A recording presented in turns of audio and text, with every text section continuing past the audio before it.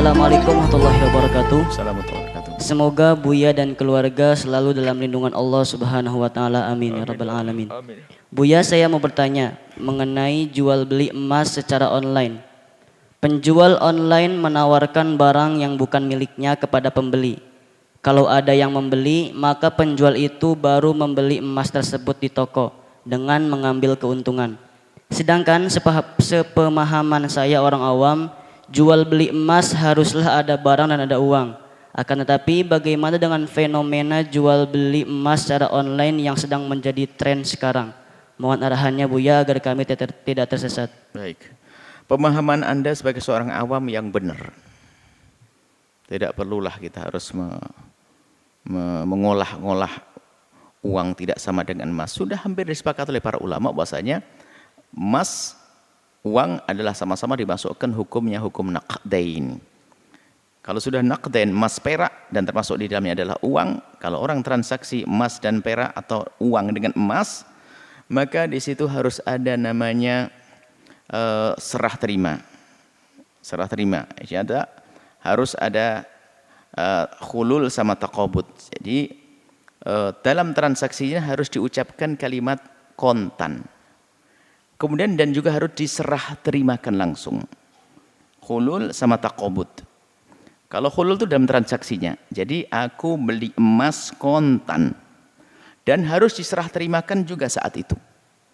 Kalau tidak akan masuk wilayah riba, dan ingat riba tidak harus selalu dirugikan.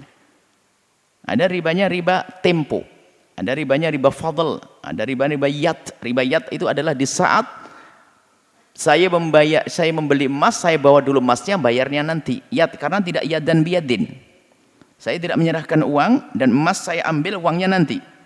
Biarpun tidak dirugikan itu. Tidak dirugikan contohnya apa? Ada bos kaya raya masuk ke toko emas Anda, lalu dia tertarik, wah ini kalungnya bagus buat anak saya. Aduh kebetulan saya nggak duit. Nggak apa bos, nanti gampang duitnya. Transaksi. Duitnya nanti, nggak sah. Masuk riba, ribanya ribayat.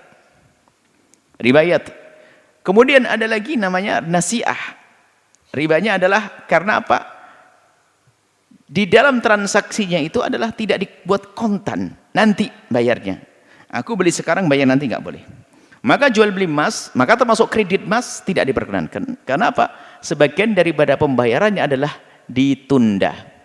Kalaupun ada orang berusaha untuk menghalalkan urusan Anda, urusan dia, kita hanya bicara dengan dalam fikih di dalam madhab imam 4 madhab selesai. Kalau ada yang ingin keluar dari madhab ini adalah silahkan, urusan masing-masing kita dengan Allah. Maka kami sampaikan semacam ini. Baik, kemudian cuman ada cara kalau ada orang seperti itu tadi online, bisa cara begini. Jadi belum terjadi transaksi, hanya sekedar janji saja. Misalnya Anda ingin jualan emas tapi Anda tidak punya barang, tapi Anda bisa cari pembeli. Ya kan? Anda bisa cari pembeli. Kalau sudah Anda mendapatkan pembeli yang bakal membeli kepada Anda dengan harga lebih, Anda mencari emas. Kan begitu? Jadi yang sana janji membeli, Anda beli emas. Setelah Anda beli emas, baru Anda jual ke mereka.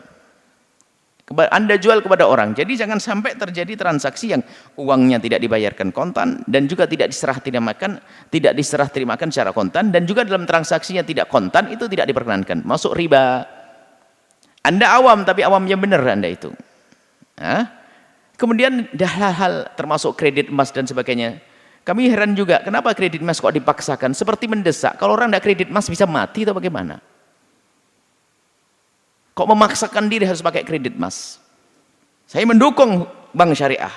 Akan tapi di saat bank syariah tiba-tiba malah mengirim selebaran kepada kami tentang kredit emas, saya heran, jangan. Kami akan dukung bank syariah, tapi tolong hal-hal semacam ini jangan dilakukan.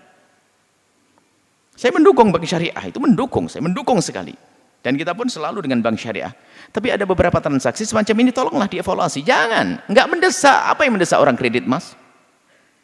Mati nggak kredit emas? Kenapa paksain orang harus kredit emas? Sampai kita harus merubah fatwa-fatwa itu? Nah ini. Jadi kalau memang tidak terjadi transaksi kontan, kemudian serah terimanya tidak sama-sama langsung, maka betul yang Anda katakan masuk wilayah riba. Terserah, asalkan bentuk, pokoknya transaksi namanya apa saja, sudah selesai. Masuk wilayah riba, dan Anda harus jauh-jauh dari cara yang semacam itu.